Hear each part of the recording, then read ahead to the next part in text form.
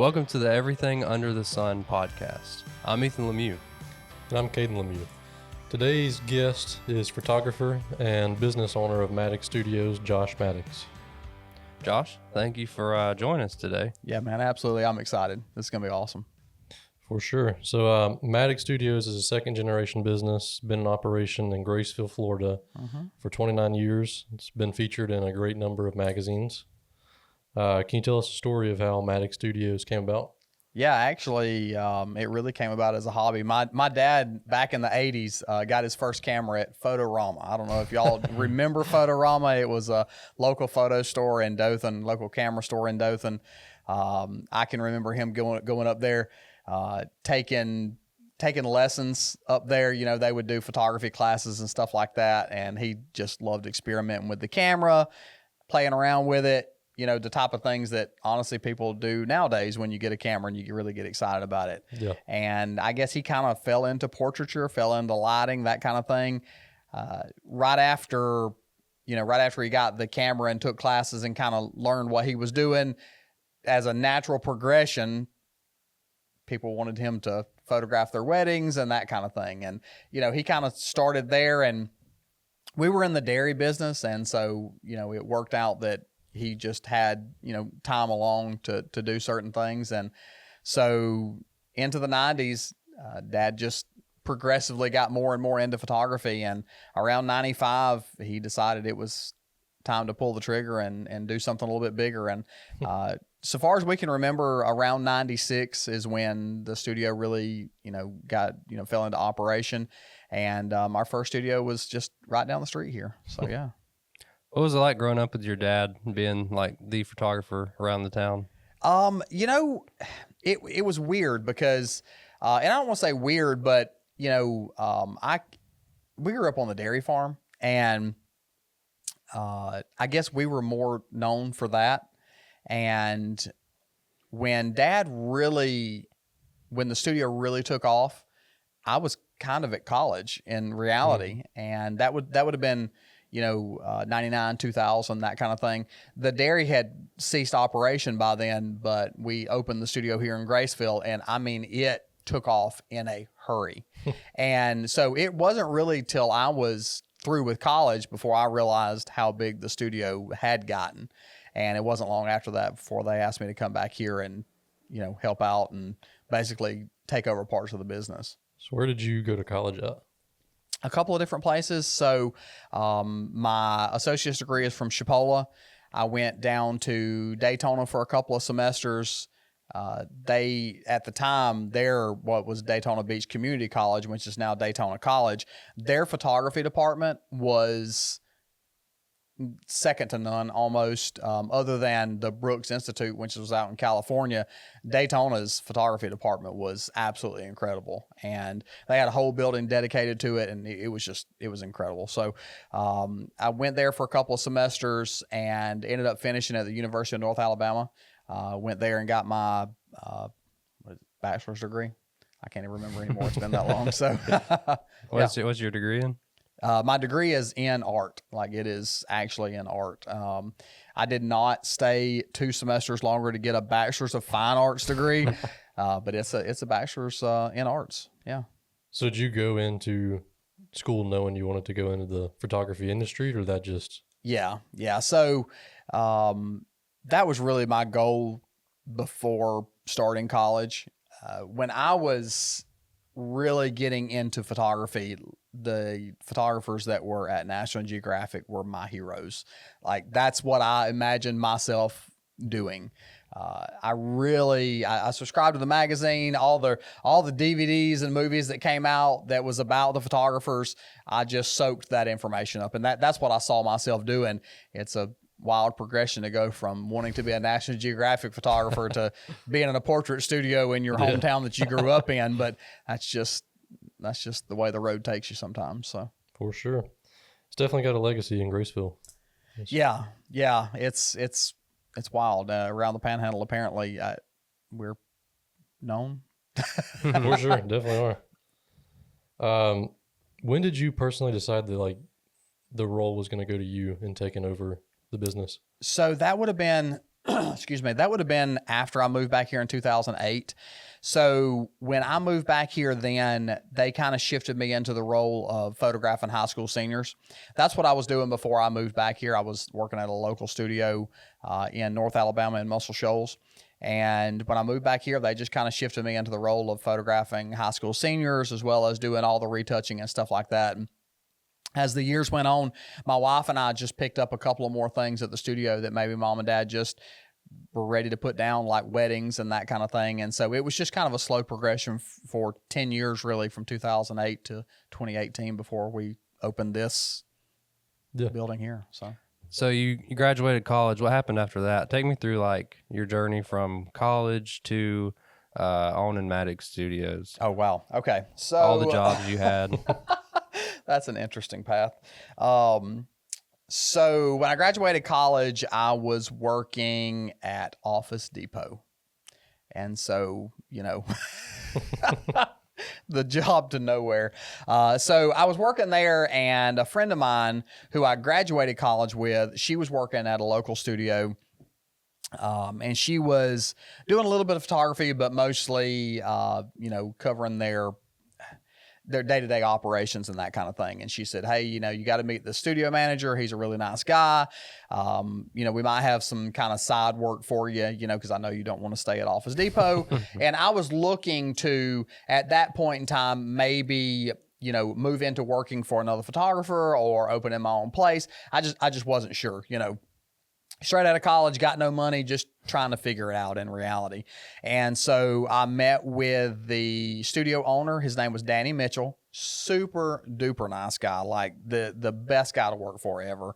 And they were running a studio there in Muscle Shoals. And it was actually his studio originally. Life Touch had bought him out.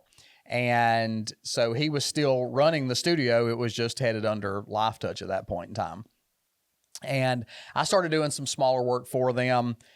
And from there, moved into a full-time position. That would have been 2006. And I stayed there a year and a half, almost 2 years before mom and dad asked me to come back here and work. They had somebody that was working at the studio then that was just ready to transition into a different job. And so they were trying to fill a hole. And I guess they had, you know, really kind of saw me photographing at the other studio and thought that they might train me a little bit better and learn the ways of working for them. And so that's what I did. We moved back here in January of 2008 and really just hit the ground running, photographing seniors. It was really great on the job training because, you know, Dad, he was master of lighting. I mean, he really did. I mean, Dad taught me everything I knew as far as lighting goes. You know, when I worked at the other studio, Danny and the crew kind of taught me some, but you know, it's really working in a studio like that. It's really just, I don't want to say point and shoot, but they kind of got the lights set the way they want them. And it's, you know, very repetitive, like every single time. And, you know, so Dad taught me how to light, how to think outside the box, how to do different things camera wise. And really, you know, for the next few years, that's really what it was, is he was just training me to photograph, think outside the box and run a studio. And so as the years went on, you know, it was kind of known that mom and dad kind of wanted to make a transition out of the studio. And we, you know, played with the idea of opening a seniors only studio here in Graceville while keeping the other one open. And we just figured that would not work the best for the studio. And so, yeah, in 2017, we found this building. In January 2018, we bought it. And I think March or April of 2018, we opened this place up here. And man, it's been hopping ever since. How has the services of photography that you offer evolved from the first generation of the business to the second? The senior market, and people tell me this every time when they come in, the senior market changes constantly. And that is the one market that you really, really have to stay evolving in. Not only how to reach the seniors and how to market to them and that kind of thing, but also how to photograph the seniors, because, you know, what you may be doing 1 year, 2 or 3 years down the road is probably not going to be the look that they want to go for. We try to stay consistent as far as the style that we shoot. So we don't want to go too far outside of that box, but we also want to try to stay as current as possible with the look and feel that they want to go for. Yeah, for sure. And so I guess, maybe some of the biggest things that have changed as far as how we photograph seniors is the number of outfits and locations that we go to, because when we first started, or when I first moved down here in 2008, it was rare that we would go to the beach with a senior. We really only did that, 2 or 3 times a year. And during the fall, it seems like we're there all the time. And we go to all sorts of other places. We've gone to Tennessee to photograph seniors. I mean, just everywhere. And then, after that, I guess the biggest thing is how the seniors view their images. Used to, when they would come and pick up their images, they would pick up a portfolio of printed images and they would take it home with them for 2 weeks and look and ponder and see what they wanted to order, and then bring it back after about 2 weeks and do the order that way. Whereas now we do in-person sales. So a week after their session, they come back and we've got a big screen in a room next door here that my wife goes into and really helps them lay out the products that they would like to purchase, books, wall portraits, that kind of thing. It's just a little bit more personal service that we like to offer. Y'all are some of the only ones that do print. Apparently. Yeah. Apparently. So the people that I'm friends with around here, photography wise, most of them do print, but that's been the thing the last 10 years is print has, I don't want to say print has died, but it's a dying thing. People know that when they come to our studio, they're going to leave with a really nice book or a really nice wall portrait. And those are the two things that really stand the test of time. Small prints are great and they go on grandma's table and that kind of thing. But, I want somebody to leave with a portrait that hangs on the wall literally for the rest of their lifetime and pass on to the next generation. Same thing with our art books and our storybooks that we sell. That's something that I want them to pass down to kids and grandkids and then be able to show off. Because, the unfortunate thing about digital files is, what are you going to do in 20 years when you want to open that USB drive? And it don't open. And it doesn't open. I mean, have you ever heard of zip drives? We used to have zip drives that we operated at the studio years ago. And, man, you can't find a zip drive folder unless you find one or reader unless you find one at a thrift store. They're just not around anymore. So print's just one of those things that will stand the test of time. Without print, you kind of just lose the touch. Yeah, and so that's a big thing for us. When somebody comes to the studio and meets us for the first time, we want to put those things in front of them. It's a tactile thing. When you pick up an album and you can look at it, wow, that looks incredible. It's a lot different than when you're looking at it on your phone, because you're feeling it at the same time. Our books that we offer are leather, linen, velvet, those kind of covers, and so you're feeling that at the same time you're flipping through an album. So it's a totally different experience. For sure. History is preserved so much better through prints. It is. I remember all of my childhood, I would look back on just the printed pictures we have and photo albums, not a photo album in your photos on your iPhone, but an actual photo album.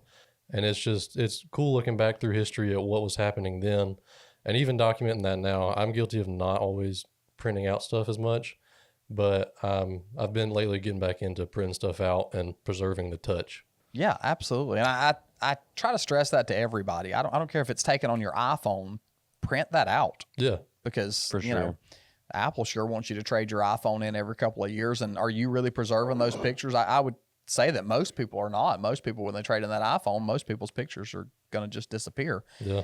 I don't know how many years ago I started doing it.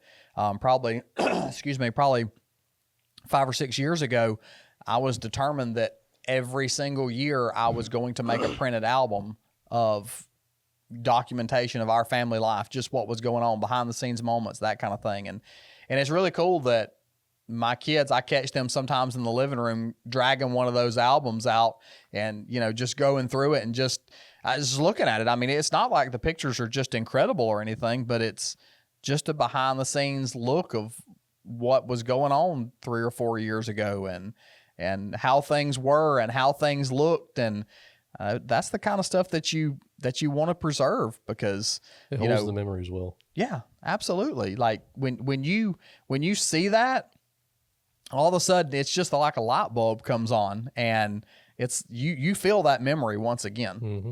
And that's a super important thing that I think needs to be preserved. And I try to, like I say, I try to stress that to everybody when they come in and they start, talking about our albums and stuff like that. And they're like, man, I've got so many pictures. And I'm like, I don't care if you go to Walmart and print these things, they need to be printed. Mm-hmm. They need to be printed. So, you talked a little bit about seniors. Tell us a little bit about the Creator Collective. Oh yeah. So, again, this was something that's kind of an evolution. Actually, we changed the name of it from the Mattox Mod Squad to the Creator Collective this year, because the Mod Squad had been in, 10 years, I guess. 10 years ago, we created that. Did you start that, or did your dad start that? So, Dad kind of had a form of it, and basically it was kind of a what you would call a rep program back then. And so you would have high school seniors that came in ahead of everybody else, got their pictures made, and they would take theirs and show them off to everybody else. And so ours was kind of an evolution of that. And so we formed the Mod Squad, and when we formed the Mod Squad, we put out this big announcement for it, and man, everybody was all about it. And so since then, we have anywhere between 20 and 40 people that send in applications for it every year. Usually, I try to keep the number between 20 and 25 that are actually in the program. It just makes it a little bit more manageable. If you have 40 or 50 people in it, it's hard to manage that many kids with the number of photo shoots that we do. And so, yeah, they come in earlier than everybody else. They get special photo shoots that we do. So we'll do Independence Day, Christmas, New Year's, Project Beauty, which has been a big one. We try not to do the exact same photo shoots every single year. We try to evolve it. But yeah, so they get to do these special shoots throughout the year, and it's a chance for us to be creative too. I changed the name to the Creator Collective this year because I wanted the kids to be a little bit more involved in the creation of the photo shoots. And so we try to get their input throughout the year of what they think is cool and what they think would be hot, to post on social media, that kind of thing. And so, yeah, they put in their input, and we kind of bounce ideas off of each other and plan the photo shoots. And it's really cool to see them come in and be a part of something that they've been involved in the creation of. And yeah, it's really cool when you post those things on social media and all of a sudden, everybody's so excited about, this particular photo shoot that you did, and you did not think it was going to be as big of a hit when you were photographing it. So, yeah. So take me back to your childhood. What was the day-to-day like for Josh? And was there anything that pushed you into photography as a kid that just inspired you to go into photography? So obviously watching my dad enjoy photography as a hobby back then was really cool. And that did certainly influence my choice to go that direction. Cause I guess, with what my parents were doing at the time, it was either the dairy business or photography, and I would certainly choose photography every single day. Even though we did have some great adventures on the farm, the photography is, it made an impact. And yeah, there's certain things, I guess, that kind of influenced me along the way.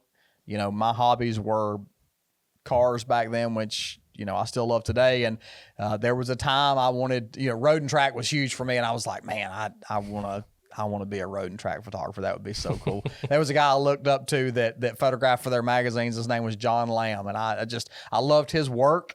And in fact, I think I gave him a call one time. I don't remember the conversation. I would, as a teenager, man, I would find these people's information and I would ring them up and I would ask questions. And it was cool because some people would, they would have to have a conversation with you, and some people thought you were absolutely crazy for calling them on the phone. But yeah, there was some stuff like that. And it's a constant evolution. It's like anything else, job wise, I guess. Sometimes I'm envious of people that come in the studio and they go, well, this is what I've always wanted to do, and this is the route I chose, and I stayed on that path. And mine wasn't really like that. There was a few different things inside of photography that I wanted to be. What's something you think that sets Mattox Studios apart from everybody else? I really think there's probably two main things that set us apart. One being print. I know a lot of people are just offering digital files these days, and yes, we do give people some digital files when they come in because social media is big, obviously, and so they want their social media files so they can post. And the other thing is lighting. I do feel like a lot of photographers, for whatever reason, are choosing to just photograph with available light, natural light, whatever you want to call it.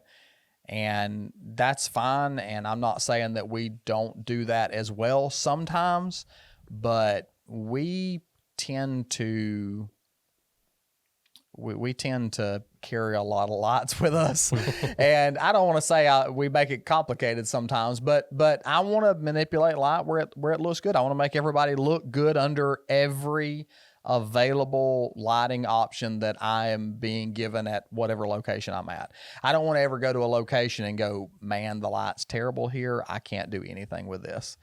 I want to be able to bring my own light and light their portraits in a way that makes them look beautiful, that's flattering to them.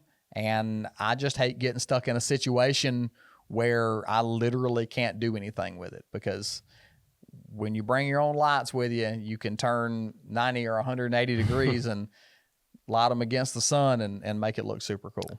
And that's one thing I've always noticed about y'all. And if you just take a walk around the studio, you can look at every picture hanging on the wall. One, there's the print aspect you're talking about. Two, every single person in every single one of these pictures, their face is lit perfectly. I mean, that's the most important part. I mean, for us, obviously, if you're shooting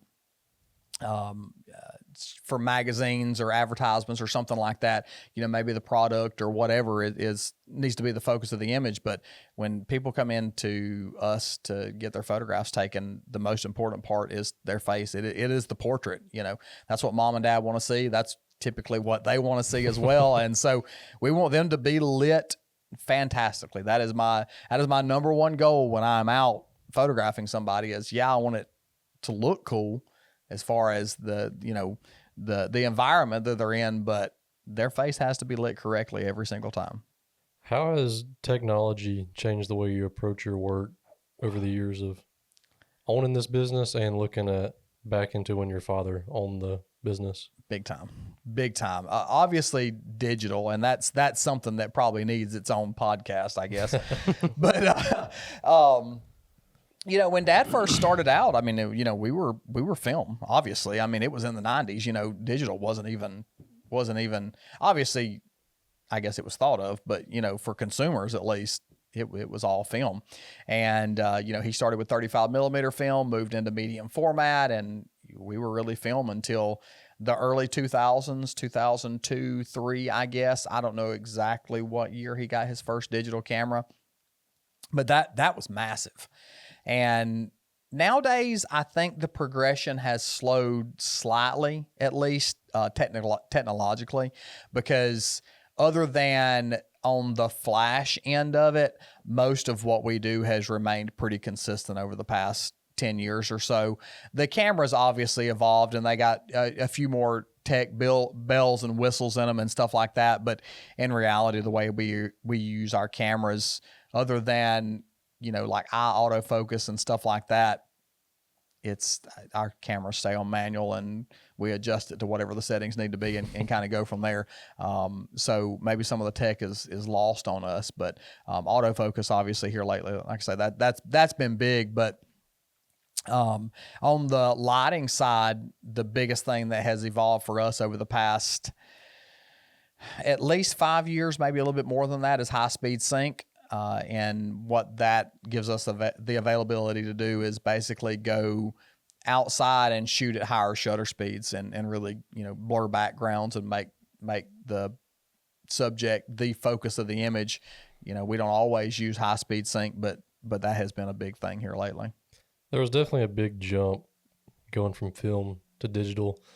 And I do definitely agree with this. We're at a point now where it's kind of hard to have another big jump like that because film to digital was a very big jump. It was, and it was a huge adjustment for a lot of photographers too. I can remember at the time photographers going out of business because they couldn't make that transition from film to digital for whatever reason. I mean, I guess Dad, when he made that transition, he kind of just treated the digital camera like it was a film camera.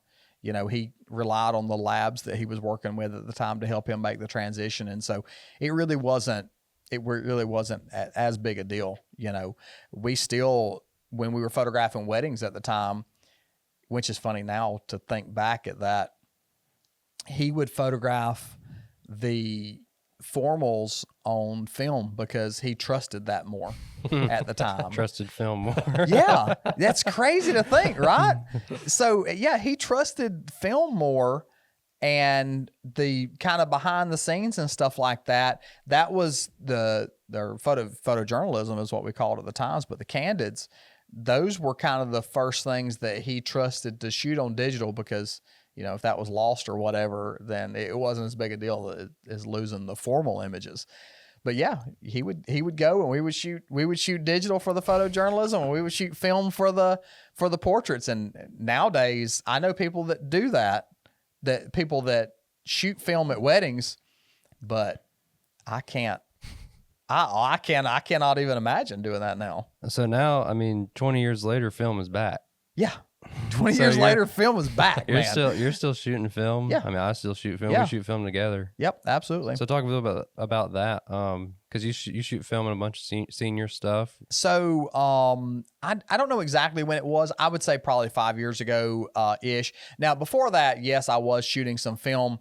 Film kind of helped me get out of a rut a little bit, I guess, and kind of helped me slow down because it felt like there was a time when I don't want to use the term burnout, but it did feel like that sometimes. Like, you know, it was just like you were just pushing a button all the time, you know, with digital and just letting it roll, you know. And I did kind of get back into film because I guess it reminded me of the way I used to shoot. And so it was kind of a nostalgic type thing. And so, yeah, I got really heavy into film and, you know, bought a bunch of film cameras and stuff like that. And I still shoot that to this day. I just don't shoot as much as I did, you know, 5 or 6 years ago. But yeah, for high school seniors, the one shoot that we do every single year that we do on film is the Project Beauty. And it's been really cool because I ask the kids every year if they've ever had their photograph taken on film. And it's not until just recently, just in the past 5 years, that the answer has started being no. Because before that, it was you were in that transitional period where people were kind of using, you know, some disposable cameras and stuff like that when their kids were young. And you're finally getting to the point now that the parents were not photographing their kids on film. It was all, you know, iPhones and digital cameras and stuff like that. And so these kids nowadays have never had their portrait taken on film. And so it's a cool experience for them. Do you think the rise of the iPhone has helped or hurt photography? Because, you know, a lot of people, they'll say, oh, my iPhone looks just as good as your camera does. Yeah. Yeah. And so I feel like that's something that we fought for a long time. We really did, you know, because and iPhones, they do get better and better and better. The one thing that I think they help us do is show the difference between our work and an iPhone. Because I know there's a lot of photographers that when clients come to the studio, they don't want that client taking pictures on their iPhone while the session's going on and that kind of thing. I don't care. Take as many pictures as you want to. Number one, it's marketing for me because they're posting their pictures on Facebook going, oh, look, I'm at Mattox Studios. The second thing is, and here's what's, to me, is probably my favorite part of that, is when we're out in the field or even when we're in the studio, they look at their phone and I show them the back of the camera and they go, mine doesn't look like yours. Well, yeah, that's the whole point, right? And so it's really cool that they get to see immediately that contrast. And so for us, I kind of like having the iPhone around because it's a stark contrast to what they're seeing on their iPhone. I think it has made the kids these days more aware of what a good photograph is, because maybe they can look back at a couple of generations of iPhones ago and go, wow, the pictures were not that great. And they look at the stuff they're shooting on their iPhone, whatever's out now. I don't know what's out now. Anyway, they're looking at their new iPhone pictures and they realize there's an evolution. And so that is making them more aware of having higher quality images. So I kind of like it. A funny story I have about you and iPhones is a couple months ago, you were taking some pictures of us, and then I was asked to take some pictures on iPhone too. And I was a little hesitant at first because I was like, I don't know how Josh is on iPhones. I don't know, it might offend him a little bit. And then when I went up and asked you about it, you were like, yeah, take pictures of me too. This set looks sick. You're like, I'm gonna post these. It's funny because I get people in the studio and I see them over there and they got their phone and they're trying to sneak pictures. Yeah, exactly. And if I spot them doing that, I'm very quick to tell them, please don't be shy. Take all the pictures you need. The other thing is they've got their kids in here, man. They're documenting this experience that I hope I'm giving them. Mm-hmm. And honestly, the most popular senior session that we have is called the senior experience, because when I have people come in the studio, I want them to be to have an experience. And so it's an experience for the parents too. They're coming in here and they want to enjoy seeing their kid have fun, seeing their kid have this unique experience that only happens one time. And so, yeah, man, I won't take all the pictures you want. I genuinely do not care. It is, like I said, it's marketing for us. Our pictures are getting out there. They're going, wow, look who's photographing my kids, whatever, it's totally fine. And they could also be taking videos and stuff too of, like, say they're young kids and all. Last night I was talking to my mom about that we were filming this today. And she was like, do you remember when Mattox was taking pictures of y'all as kids? And I guess it was your mom at the time. Yeah. Was trying to like make me laugh. And I was probably 3 years old. Yes. And yes. I was like, sorry, Mom, but I don't remember that at all. And I was like thinking about it this morning. I was like, if we would have had video with somebody taking it on the phone, and like now moms and all are doing that all the time, that would have been a cool experience to see, like me as a child laughing and all. And having all that. So, I mean, it's good having the iPhones, like you were saying.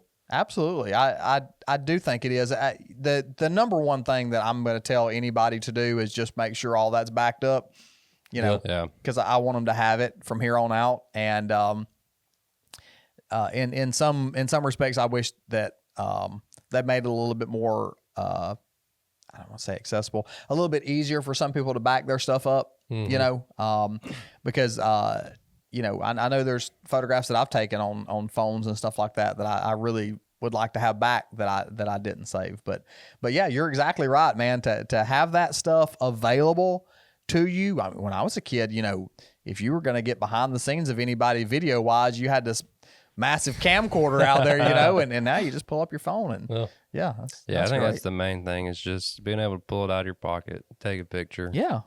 But I mean, if you want a good studio picture or anything like that, that's when you go hire somebody like you. Well, that's, I use a cell phone too. I use a cell phone all the time. I really do. I mean, it's great if you want a portrait of your kid and you don't have your camera. I have the past few years, like I say, with our printed albums that I do for the family, I kind of dedicated them to being photographed on a camera that I would tote around with me all the time. And so basically none of the images that are in our books, with the exception of a couple, are from an iPhone. They're all from a dedicated camera that goes with me everywhere.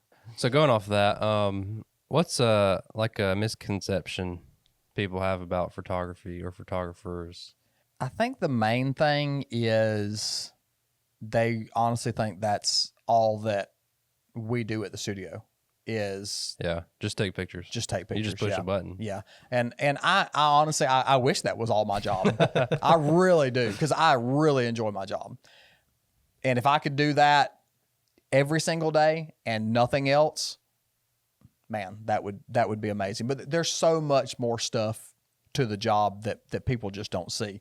The phone calls, the texts, the emails, the letters, getting permissions, it's communicating with clients, it's setting up the photo shoots, it's meeting with the clients, it's taxes, it's it's buying equipment, it's sending equipment off to be repaired. There's just so many more things that you just don't think about.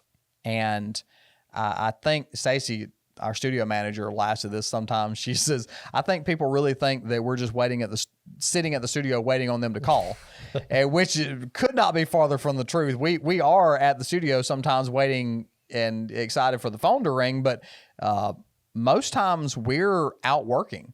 If Stacy might be here, but Ashley and I are out photographing somewhere, or all three of us are gone. There's a lot of times that we go places and do things that require all three of us to leave and go to. So yeah, it's not just photography. It's running a full blown business. So have you always had people working up under you, or like what made that transition to where you knew you needed people up under you to grow and continue it on?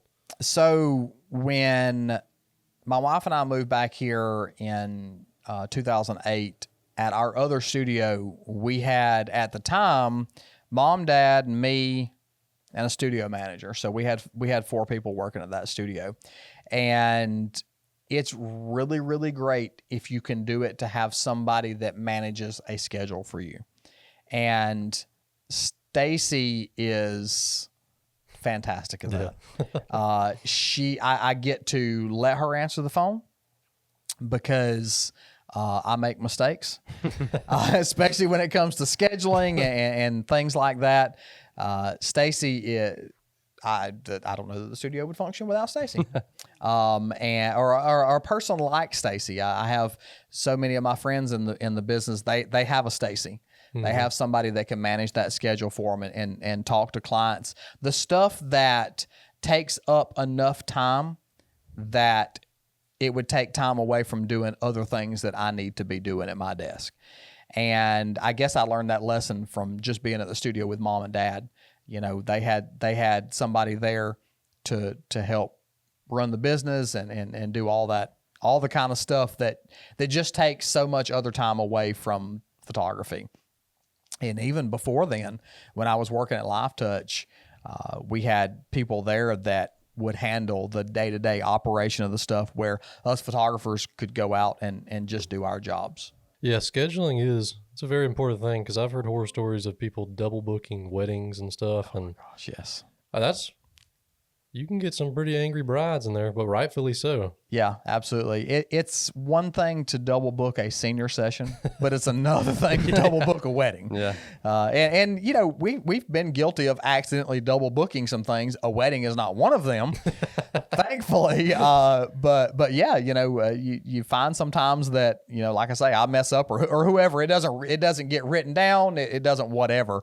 And so, yeah, you end up double booking things. Thankfully, I honestly can't remember a time where we had a client show up, or should I say 2 clients show up at the same time because we had double booked something. Now, I have had clients show up at the same time, but they showed up at the same time because they came a day early or they came a day late. And so I'd have 2 people there, and I thought we would think it was our fault, but it was their fault for, missing their date or whatever. And so yeah, man, if you double book a wedding, I can't say that's the end, but man, from there, whoo, those reviews are going to be rough. So jumping off some of those horror stories, have you ever had to get or like take a shot of something that was like an uncomfortable position or something that looked pretty dangerous or felt dangerous to you? Yeah, those are the shots I like. No, seriously, the shots that look and feel dangerous, man, I love doing that kind of stuff. I really do. I soak it up because, it puts you in a unique position to get a shot that maybe somebody else is not going to get. Yeah. I try to stay out of danger as much as possible, but also knowing the fact that, could something happen? Hey, maybe, you've hung out of the back of cars or off of cranes or whatever. But, I grew up in a time and was really influenced by photographers that did crazy setups and maybe risks injury or whatever to get these cool photographs. Back during the 90s, I grew up with, magazines that their pages were populated by these, photographers that were out there just doing this amazing work. David LaChapelle, Annie Leibovitz, people like that. And it was really cool to see the behind the scenes of what they were doing at the time. I'm not saying I exactly try to emulate that, but I do feel I'll look back at it and go, we got that image because I was willing to do something a little crazy. Yeah. Mm-hmm. Do you have any examples of things y'all had to do that were kind of crazy? I mean, the most recent, obviously, is it was called a telehandler. Telehandler, is that what it was? Is that what it was called? It's a big forklift crane type thing, and so yeah, the shot might have been a little bit easier if I had a drone to work with, but that's not the way we like to play things. So yeah, we get out to the pond and this girl's got a John boat out there, which is actually my brother's boat. So sorry, AJ. We kind of borrowed his boat.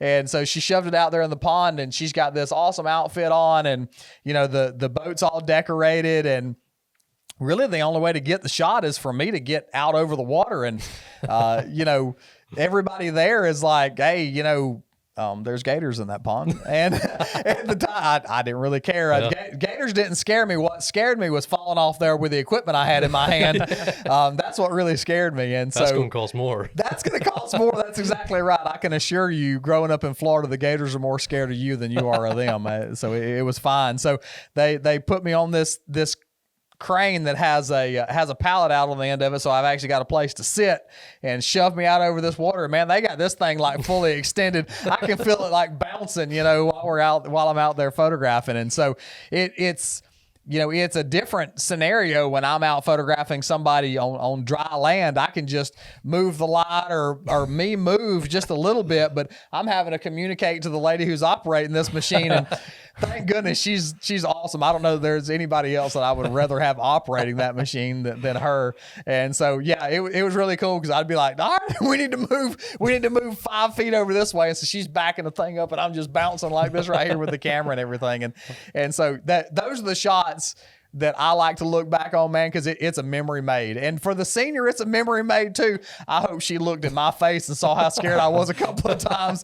And so the whole family laughs about that. And so it was a great experience. We'll have to throw that picture up on the screen. For sure. Version. Yeah, they got to see some that. behind the scenes videos if you have any of you dangling off the edge. I'll bet you I know somebody who does. I remember the comments in that post were like, man, this photo is sick. Did you use a drone for that? Yeah. And I was like, if only y'all knew how that photo was taken. Yes, if only you knew. Yeah, because it was a lot more complicated than that. I would have loved to have had a drone just to fly it up right then. So no drone, just a telehandler.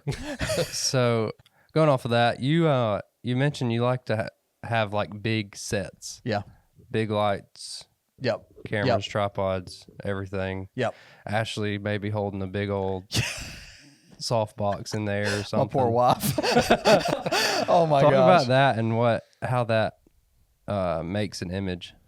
Like I say, me being influenced by photographers in the 90s and watching what they did, I've got a specific book that I look at all the time, and it's Annie Leibovitz's book, and it's At Work, and it's nothing but behind the scenes of what she was doing for particular images that she was photographing. And so she's got these big complicated sets and stuff like that. And as a photographer, I can look at those images and see why she put the light where and why she did certain things. And I try, because I like that look, and I'm so influenced by that look, I like to kind of pass it on to the photographs that I take now into my portrait clients. And so, yeah, when we go out on the field, we've all the time got one light at least that we take with us. And I'm not talking about a small, like, on-camera flash. We take a huge light stand with a big light that can overpower the sun, and the biggest softbox that we can put on that and still be soft enough, but also still overpower the sun. And so, my poor wife, she's out there holding this thing. We try to take sandbags with us, but obviously we don't always remember that. And so she's trying to hold this thing, and she's trying to manage their hair too, because we photograph a lot of girls that are high school seniors. And so, yeah, it gets to be complicated sometimes. And even last year when we did our Project Beauty, I decided it would be a good idea, which was not a good idea, to do it outside. And so we painted a background specifically for Project Beauty. And so we were going to take it out behind our house. We had this really cool broom sage field. And what started off as a great idea, because it's, you get out there and it's just beautiful out there and it's nice and cool. The wind picked up. And when the wind picked up, I don't want to say it became a disaster, but it was a little bit more for us to handle than we typically like. It ended up that my wife was behind the background, holding the light stand, holding the background down, yelling at me like, oh my gosh, this is just about to take me away like a kite. And so I'm on the other side photographing it and listening to her yell at me the whole time from the other side of the background. So yeah, I'm not saying I go into a situation and making it as complicated as possible, but I feel like I can make something a little bit more unique that somebody's not willing to take the time or do the effort to do. Have you ever had any moments where you took a picture that had like a profound impact on someone? It's really cool when you can photograph somebody and their immediate reaction is that me? And I think sometimes obviously the lighting has to do with that because, when they see their parents' iPhone picture, it just doesn't look like that. And it's when you can light somebody well, that just makes them look as good as they can. It's the most ideal lighting situation, obviously, that you can give them.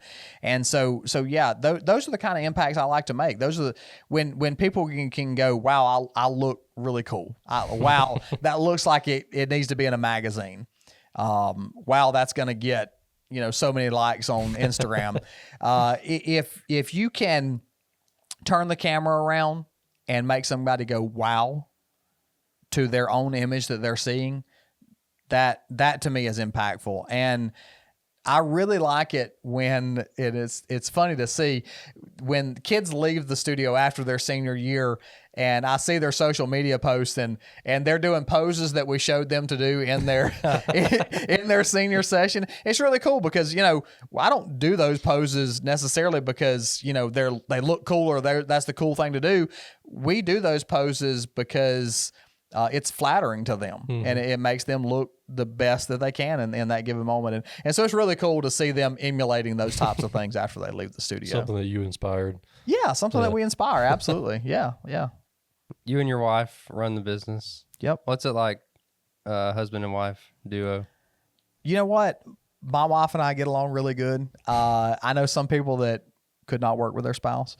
But I have really good friends of mine that work with their spouses every single day. And I want to say it's really great. We do totally different things at the studio. Ashley, she really manages our senior clients. And so they're kind of in a communication with her from start to finish. I don't want to say I push a button in color, but that's my main job is, obviously photography and then anything post session, you're processing images, that kind of thing. But yeah, we it's not that when we go home, we shut the studio off either. We do talk when we're at home, what we'd like to do different at the studio, any cool ideas that we have, that kind of thing. And really, I think it's it's a compromise type thing too. You have to kind of put yourself in their position and think to yourself, how are they feeling? And you really kind of have to use gentle words sometimes when you want to get things done. You don't want to go into things hastily. And my wife and I always say that, if we can survive photographing a wedding together, then I promise you we can survive photographing and working together on a day-to-day basis. Or anything else. Just or life anything in general. else. Yeah, that's exactly right. Man, because, you get to a wedding sometimes and you're put in a super stressful position. And you do not want to take that stress that you're having and communicate it right on to your spouse or whoever you're working with. And so, Or to the bride. Oh my gosh, or to the bride, yeah. You can't let you can't let them see your cards. No. You may be just completely stressed out, but man, when you turn to that bride or your spouse or whoever you're turning to, boy, you better put on another face. You better put on your poker face. You better be confident and yes, smile and yeah, you have to exude confidence. I mean, that's the thing. Like, and I don't want to go off on a tangent as far as wedding stuff goes, but gee whiz, when you're at a wedding, if something crazy goes on, you Keep your cool. Keep you cool, man. That is a number one. Fake it till you make it. You know. And I think that's where, because we've done a lot of weddings together. That's where you really see Ashley shine. Yes. She'll have a camera on her hip. Yes. But then she'll also be up there fixing the hair of the bride. She'll be making sure everybody's Apple Watches are off. Or That's a big one for her. That's a big one right there. I know that one too. Oh man, she has a vendetta against Apple Watches. I made sure not to wear mine today, just in case she would was be here. so proud of you right now, Ethan. It's a good thing she's not here. She'd I be got taking her an Apple comments. Watch immediately. Oh man, and it's funny. I saw a TikTok post the other day, and they were talking about Apple Watches and putting something else on or whatever. And I was like, my wife started that trend 5 years ago or whenever the Apple Watch came out. But no, she does have of what me and her do at a wedding. She has the most complicated job. She really does. She does her job so well that it allows me to focus on what I'm doing, which is light the subject correctly and make sure everything's done correctly so we get great photographs, that kind of thing. But yeah, so she's having to manage bride's mom, sometimes drunk groomsman. So she has to manage all these people. And not only that, when the bride gets up there, like you said earlier, she's doing the behind the scenes photography. And she's also making sure that bride's dress is laying perfectly. And sometimes when I'm photographing and I'm, trying to move things along, I think to myself, man, just leave it, just leave it. But the bride is so happy that she took the time to fix her dress, because we've been to so many other weddings that other bridesmaids go, well, wow, when I got married, they didn't fix my dress like that, and it's all disheveled in the pictures. Well, Ashley takes her time to make sure that looks right, because she's been a bride. She knows what it's like, and she knows what brides want. Yeah, and I've done so many weddings with so many photographers, and it's a totally different experience when you're with Mattox Studios and you have Ashley and Josh working, and it's well, I gotta say, we were taught well. My parents were the version we're a version of perfection and professionalism at a wedding, and they were taught by great people too. And even Ashley, her parents were wedding photographers when she and I met. That's what's kind of crazy when I found out, was that both you and Yes. Ashley, both your parents, you came from wedding photographers. Yeah, and maybe that's why we work so well at weddings together. I don't know. It's got something to do with it. Y'all just grown up in it your whole life. We really have. And we both laugh because, at the same times, she was sitting on a pew at a wedding rolling film backs for her father while I was probably doing the same thing. Probably same weekends. Yeah, probably the same weekends. You're exactly right. And so, yeah, it's really, I do think that does help us out a lot when it comes to weddings, because we've grown up seeing those stressful situations and how to diffuse those situations. And so we really just don't have a problem at weddings. Kind of when the stress gets high, you just kind of work your way through it. But yeah, it's really crazy. And when I tell people that both of our parents were wedding photographers and we ended up together, that's a long story. Do you have a estimate of how many weddings you've shot? So my wife and I, we're fairly confident somewhere between 500 and 1,000. Wow. I would say somewhere in there. And it's really hard for me to get an exact number on, mainly because back when I was doing photojournalism for my dad, he did a lot more weddings than we do now. And there was a time that he did over 50 weddings a year. That's crazy. Yeah, I mean, he would do 2 weddings on a Saturday.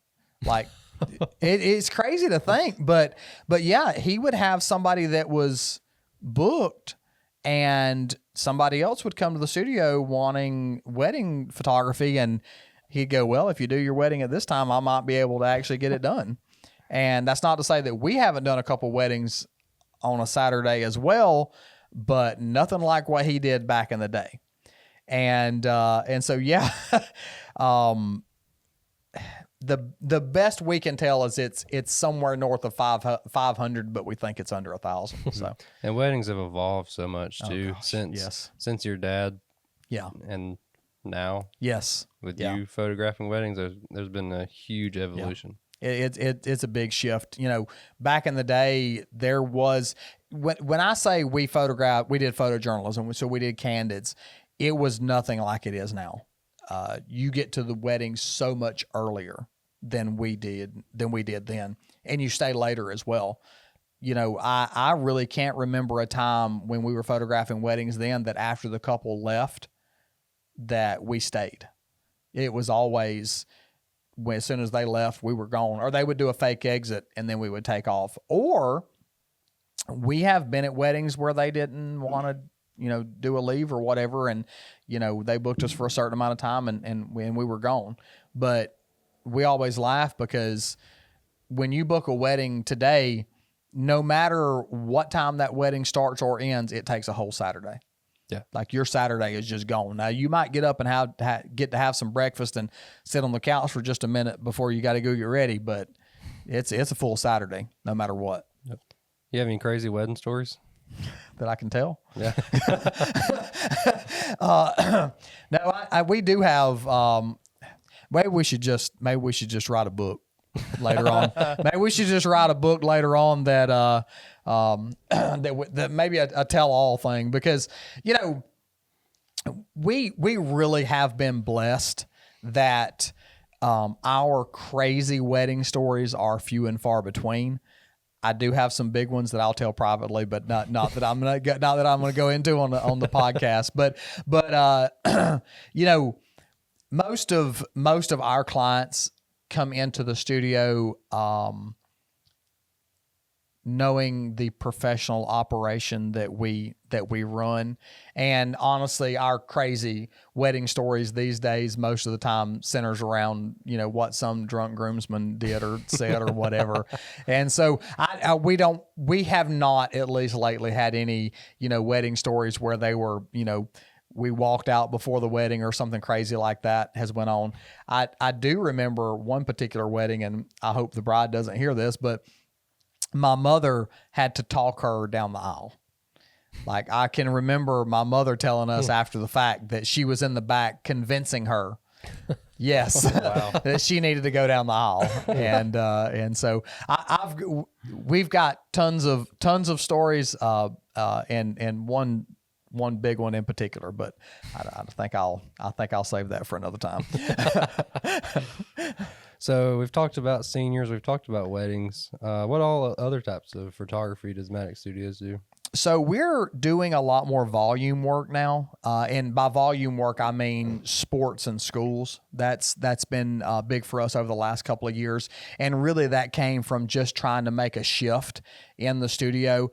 Excuse me. Our kids have got to the age where we really enjoy spending time with them on the weekends. And it's not that we don't like doing weddings anymore. We enjoy weddings that we get to go to, but especially this past year, since my son's been a senior, we have stopped weddings for a year. We've got one next month. That was kind of a special circumstance, but the schools and sports stuff that we're doing is really just come out of us wanting to spend more time on the weekends with our kids. That has been really great for us because that is a really a 9-to-5 type job. We do some commercial stuff as well. It's a little bit more difficult being in a small town to do commercial work. So you do have some local commercial clients that we work for that we really enjoy doing work for. Headshots, that's always a big thing for us. We have some engineering firms that they send their people all the time to get headshots. A couple of banks do the same thing as well.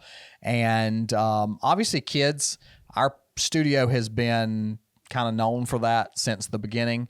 And so we do photograph a good amount of kids. In fact, I think it was yesterday, we just photographed another newborn. So the thing about having a studio in a small town is you can't really put all your eggs in one basket. You really have to. Oh yeah, you have to do everything. If you want to stay in business and put food on the table, you have to diversify. You have to do a little bit of everything. Now there's some stuff that I just refuse to do. Honestly, that there's some things I'll take on other work before I have to do those things. But for the most part, I do enjoy every type of work that we do in one form or another. But yeah, you have to really diversify if you want to stay busy all year. What does it mean to you being a part of a family business that's been such a staple in the local community? It's there's some large shoes to fill. There really is, because, you know, when we transitioned to this studio, we changed the name to Mattox Studios, but to this day it's Mattox Photography, and it'll probably always be like that. It honestly, it means a whole lot. You know, when we first opened this thing, my wife came to work at the studio, and I thought, man, I hope in 6 months we're in business, because when you take something that's been so successful and you try to transition and open a new studio, maybe run it a different way, or do some other types of things that the other studio wasn't doing, you hope that your clients are receptive to those things. And I'm really grateful for all the training that they gave me over the years, how to be a professional, how to do work that's up to par to what they had been doing for the past, 25 years at that point in time. And so, yeah, I'm really grateful for everything they have taught me. And honestly, I would not be sitting in the studio and be successful if it wasn't for them and the training that they gave me. Are there any clients that have worked with both your father and mother and you? Yeah, absolutely. In fact, a lot of the seniors that we're photographing right now were children Of your dad's Yeah, clients. of my dad's, yeah. And so, their parents will bring books in here that dad created for them, way back when they were kids. And it's funny because I hear the kids these days come in for their senior portraits, and they can be like, oh yeah, I can remember when y'all were in the other building and the big window and all this kind of stuff. And I remember that. yeah, and that we were known for that, that was the thing. And Yeah, I remember your dad taking all our kids' Yeah. pictures. yeah, absolutely. And so it's neat to be a part of something that big. Yeah. Like I say, it's big shoes to fill, but it is really neat. And so we have those clients now that we photographed as newborns, or at least mom and dad might have photographed as newborns, that have gotten married and have had kids. And we're photographing their kids now, which is crazy. Quite the To think that the studio in Graceville, Florida, Yeah. has made that kind of impact. generational impact. Yeah, generational. Yeah, absolutely. Have you ever came across any pictures that your dad had took that inspire you or challenge you? Yeah, Dad was big into print competition when he was operating the studio. And so I can distinctly remember him going out to create competition prints. And so the PPA, which is the Professional Photographers of America, that's where he got a lot of his education. It wasn't in a college. It was hands-on training from professionals who knew how to do their job, that he got training from in the PPA. And print competition was really huge in the PPA, and it is still to this day. And what that print competition did was challenge you to create better images. And so he was a big stickler about doing things a certain way and making these images the best they can be. And so, yeah, that really stuck with me throughout the years. And I still do some print competition through a senior organization that we're involved in, but nothing to the level that Dad did. I can remember him being excited to go out and create competition prints. And so that's a high standard. And when somebody is creating those types of images, it really inspired me to make every image that I take the best it can be. So you talked about taking kind of the year off with your son being a senior and stuff like that, and taking off from weddings. How do you balance work and personal life? I think for some people it's probably more difficult than for me. And I say that because our family, from the outgo, that was the most important thing. And when our kids get their ball schedules, those days get marked off. There's very few ball games that we miss. I'm sorry, but I want to be present at everything my kids are going to do, whether it be awards day at school, whether it be pep rallies, whatever it is that we need to be at school, because those days can't be recreated. I can always find a different day to put a session on. And when I go home at night, other than my wife and I having minor conversations about the functioning of the studio or something cool we thought about doing or whatever. When I go home at night, the editing does not come home with me. I know photographers personally that, man, I'm up till midnight editing and all this other kind of stuff. I have put things in place that I don't have to do that. Yeah. I photograph in a way that I can be very consistent. And when I upload images into our editing software, I don't have to do a whole lot. And I can edit very quickly and get things out and still keep a high quality coming out of the studio. And so, yeah, that our family and our church, that takes precedent over everything. And so back, gosh, I don't know how long ago it was. It was when we were at the other studio. Mom and Dad would work Tuesday through Saturday. That was the days they worked. They worked a half a day Saturday, but we were still photographing some seniors on Saturdays. They would request, I want a senior session on a Saturday. And wasn't long before they would just not show up for their session. Well, we'd go, okay, well, let's double the session fee if it's on a Saturday. They still wouldn't show up. Even though they paid their session fee, they still wouldn't show up on a Saturday. And you get to a point where you ask yourself, well, what's my time worth? Yeah. Well, it's seriously not worth me coming up to the studio, even though you've paid double for it, to miss time at home with my kids. Mm-hmm. And so when we came here, Saturday is out. Unless you are requesting a wedding from us, Saturday is out. It's just not going to happen. Generally, we don't work past 5 unless we offer a really big high school senior session that we do. But now we don't do those all the time. It's a big enough session that we do have a few clients book it. Probably in the neighborhood of 10 to 15% of our high school seniors will book that session. But it's a low enough number that we can spread those sessions out throughout the year, that, we're taking, 2 nights a month that we're staying after 5 and going to some crazy location to photograph these high school seniors. And you do travel for seniors and stuff like that, but I know you like to emphasize staying local. What does that mean to you? So the biggest thing about staying local to us, honestly, is the fact that we can create really cool, really dynamic images without having to go to these crazy locations. If somebody comes in here and they have a very specific idea in mind or a very specific place they want to go to, they want to go to Grandpa's farm. Hey, that is fantastic. I love that because that's a memory for them. Yeah. Hey, I want to go to the beach. I don't have a beach in Graceville. What am I going to do? I got to go to the beach, or I want to go to the mountains or whatever it may be. Obviously, there's some things that we can't create inside of Graceville, but I pride myself on being able to find those nooks and crannies in Graceville that make amazing images. And I love when people look at our Instagram and they come back here or they come in the studio for a consultation and they go, I really like this image. I want to go wherever this is at. I'm like, that's a quarter of a mile down the road. That's where that's at. And it's really cool that it just blows their mind that it's in Graceville.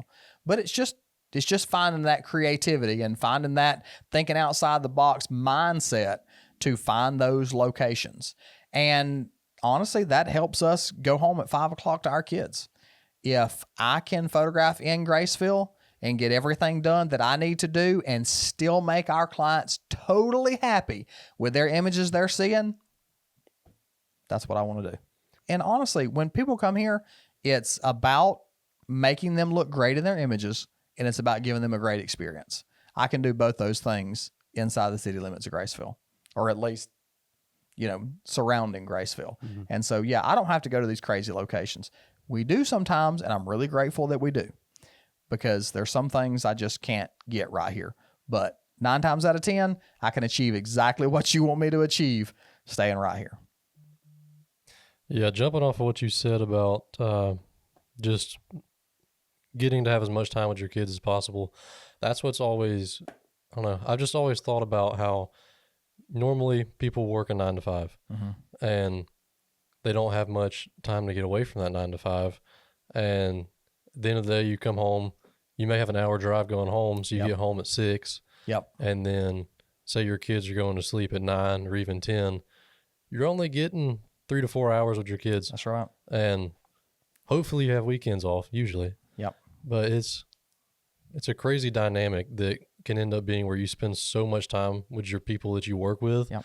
and you really don't get to know your kids that well. Yeah, that's exactly right. I mean, when we moved here in 2008, my son was just turning 1, and it's crazy to think that he is just about to leave high school. Mm-hmm. The couple we had in here earlier in the week, photographing their 2-month-old, I told him, I said, man, you blink and that kid's going to be graduating high school. Mm-hmm. And people told me that too, and I just didn't realize Until it happens. Yes. It's crazy. And it does seem slow sometimes up through about 5th or 6th grade. But I'm telling you, his high school career, It's quick. it's a blank. I mean, it is absolute blank. And every day seems like it just goes faster and faster and faster. Because, you know, they get a fast-paced life too. You know, they've got activities and stuff going on, and man, he keeps them hopping all the time. My wife and I laugh because we don't ever get to see our daughter in particular, because you know she plays all these sports and she's active in all this stuff, and you know my son now, he's got, you know, his life too. You know, he loves to hunt and loves to be outdoors, and he's got him a job, and so you know we have to manage that kind of stuff as well. But man, finding that work-life balance and putting that kind of stuff priority, I promise you'll be more productive in the work that you do while you're there. That's one thing I've always said, that life in the moment seems pretty slow. Yep. But when you look back, it's when you realize how quickly it's actually going. Yep, that's exactly right. You know, we look back at, you know, our family albums and stuff like that, and it even on your iPhone, you scroll back at the first of your camera roll, and you're like, man, I can't believe that much time has passed. Mm-hmm. And man, it's just, you know, you gotta absolutely cherish every single moment. Absolutely. Every single moment. And you know, I know it's, you know, for you two, y'all don't have kids yet, but I promise you, when you have kids one day, you know, it's gonna seem like to start with, man, time's going slow because, man, you're changing diapers and like all this other kind of stuff. Night. Yeah, you're a zombie, you know. But, you know, it gets to a point when the kids get busy and you get busy that time just speeds up.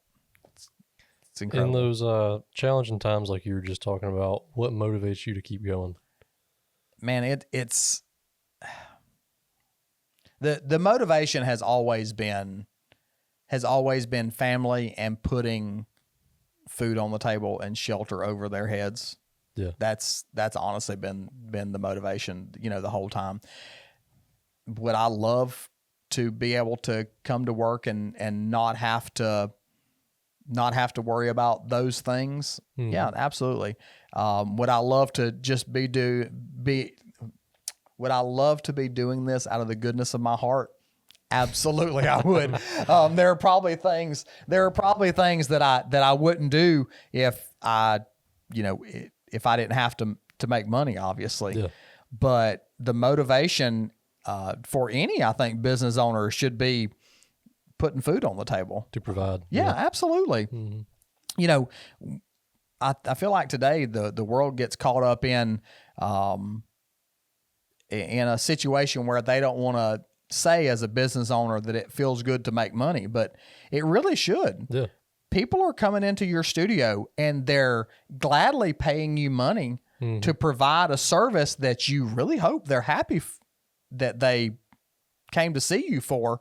And I think it should feel good that you're bringing in a paycheck that provides for your family. Absolutely. I ain't going out here and, you know, blowing crazy wads of cash, man. I'm putting food on the table for my family. My wife and I are, and putting shelter over their head. And that's a really great feeling. We just built a house just a few years ago, and man, I'm not even kidding. When I roll in our driveway, I think to myself nearly every time, wow, I can't believe I get to live here. We ain't living in a mansion, but it's really nice to go, man, our studio, the business that we run, built this. Yeah. And I feel like you should be proud of that. Yeah, I think that's really cool too. One of my favorite parts is like people are paying you to do what you love. Well, let me put it this way. if I can have a client that comes in here and spends thousands of dollars and walks out the door happy that they did, that's the ultimate compliment. Mm-hmm. That, yeah, it's a great compliment to see people looking at their images and going, wow, I look good. But when they're paying their hard-earned dollars for the service that you have provided and they're happy that they did, that's the best feeling in the world. Yep. How does your relationship with God fuel your work life and family life? Honestly, that is number one for us. My wife and I are very active in our church. We laugh because every time the doors are open, we're there. And I wish I could think of the quote that somebody put up the other day. It's one thing to attend church, but it's another thing to be active. Mm-hmm. And that's number one for us. I'm sorry, but on Wednesday nights, we don't do anything after about 4:00 on Wednesdays because we're active in the youth at church. And so as soon as we get done here, that's where we're going to, and we're serving. Same thing on Sundays. We don't book anything on Sundays. I'm sorry, that does not happen. You think Saturdays are a no-go? Sundays are certainly no-go. That's just the way it's going to be. And so, yeah, I mean, I grew up in the church. I really did. From the time I was born, I was in a church. If you make that number one priority in your life, everything else is going to fall into place. Absolutely. That being family, that being business. You run your business from a biblical mindset, you're going to do things that make your clients happy. That when you go into a situation, you have to go into it with a Christ-like mentality.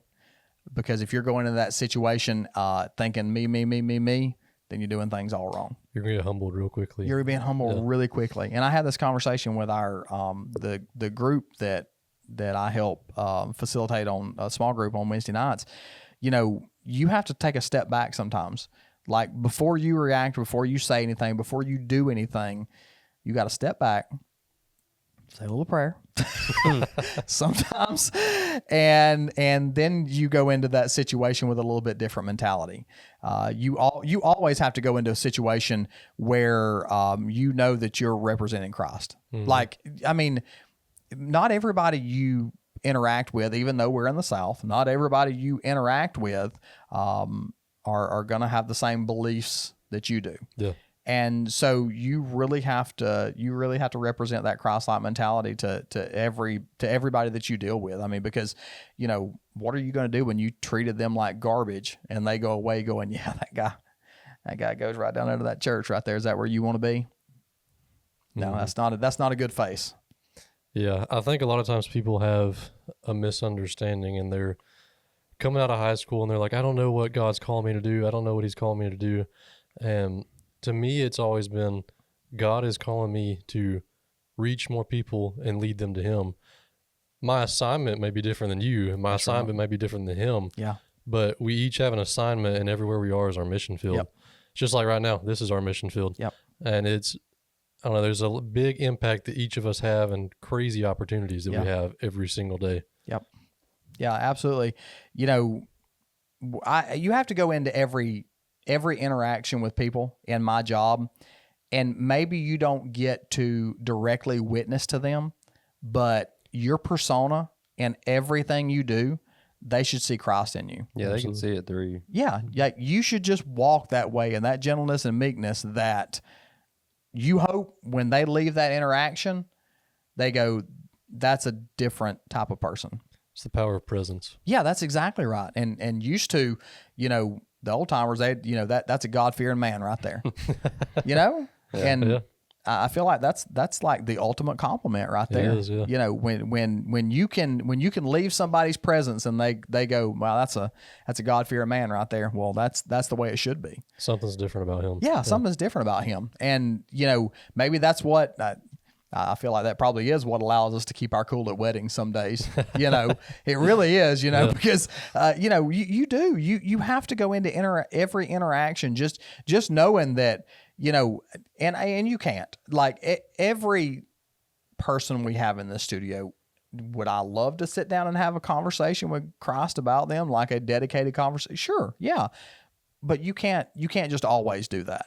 Mm-hmm. You have to let it be that the interactions you have with them, you hope Christ leads you to some conversation with them, Mm-hmm. some interaction with them that you can kind of bring it around to that, or you just hope that when they leave your presence that they know that you're built different. Yeah, even if you never even say the name Jesus. Yeah. The power of your presence can plant a seed Yeah. that eventually goes on to That's exactly right. growing into a fruitful relationship with God. That's exactly right. Yeah.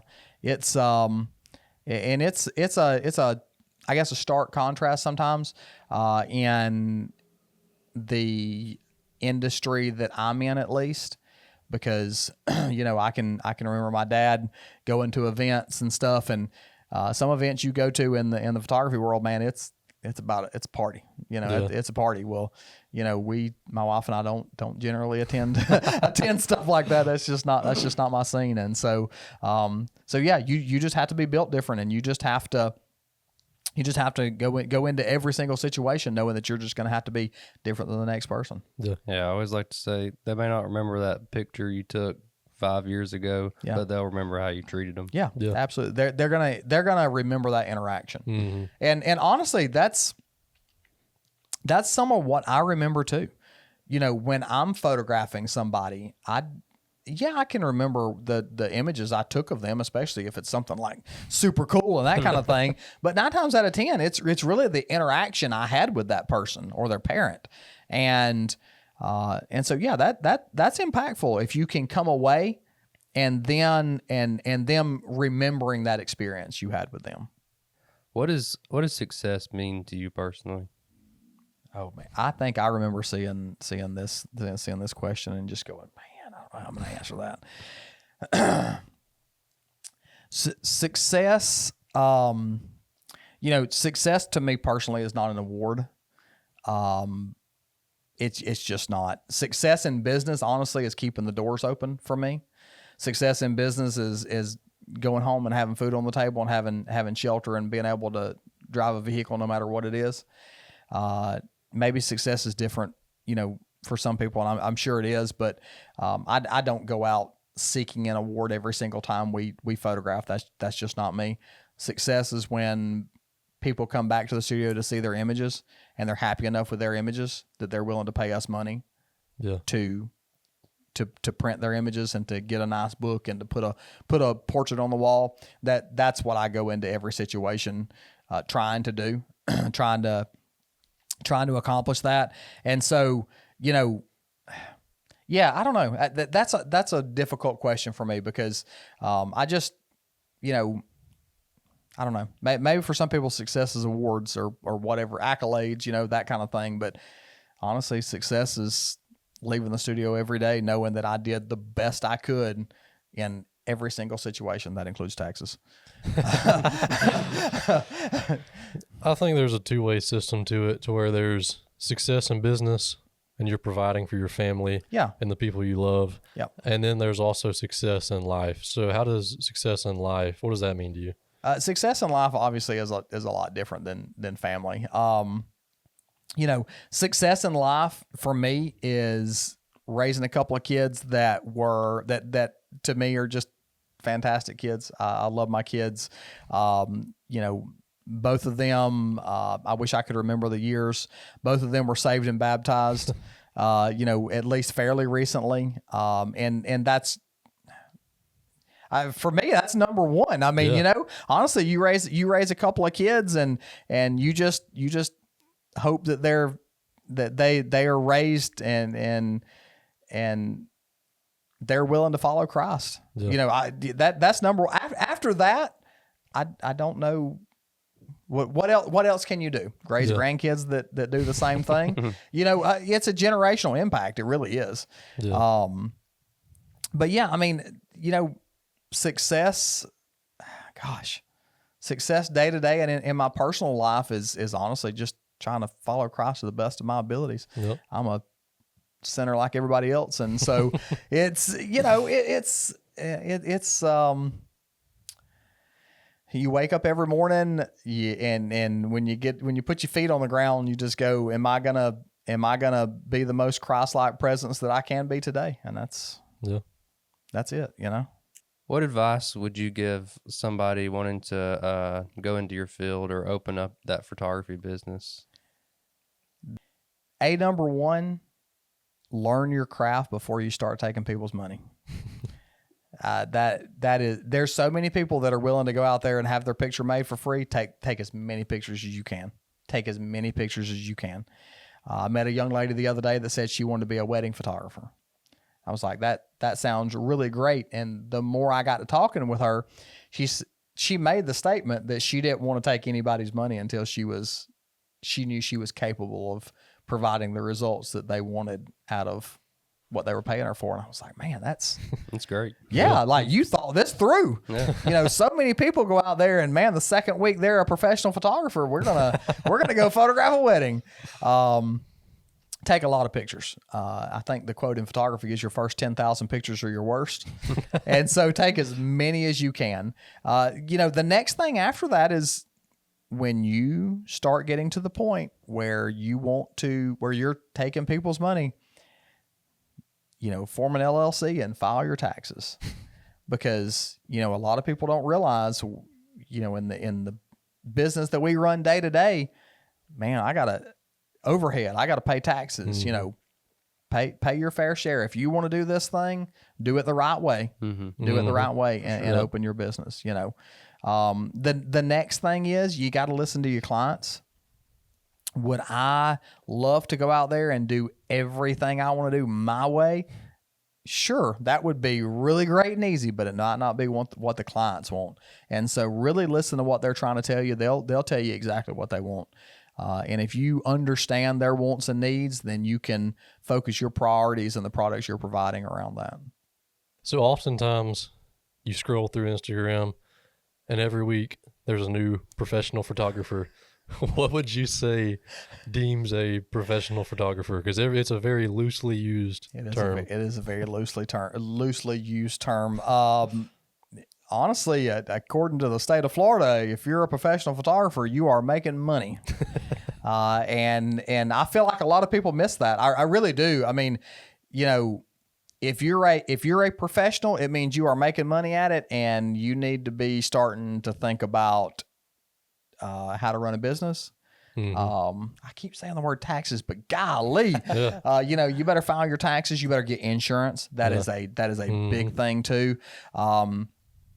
And so, yeah, you know, I see a lot of people out there that man, they got their Facebook page and their Instagram page, but you're still a hobbyist, and that's okay. That is completely okay. That's where, gosh, 99 out of 100 photographers started out as a hobbyist and realized they loved the craft, but they honed their craft and they became professionals. And so I really think that term is used far too loosely.